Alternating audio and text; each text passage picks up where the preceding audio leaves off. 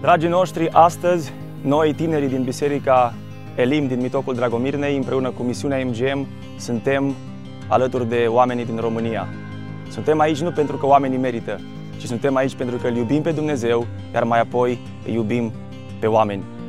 Noi, urmașii Domnului Iisus, am venit să facem ceea ce chiar El a spus, să mergem, să ducem. Astăzi, în zăduful zilei de august, în căldura toridă, am mers de la Domnul Iisus și am dus cele materiale, cele alimentare pentru trupuri, dar mai mult ca atât, pentru sufletele oamenilor, am dus ce avem de la El, cântare, părtășie și cuvânt. Și ziua a fost benefică și minunat de importantă în ochiul lui Dumnezeu și în ochii celor mai neînsemnați. Vă iubim pe toți. Amin. Așa că dacă vrei să vii alături de noi, să fim parteneri de fapte bune și împreună să ducem dragostea lui Dumnezeu mai departe, scrie-ne, contactează-ne și împreună cu ajutorul lui Dumnezeu vom ajunge la cei care au nevoie de noi.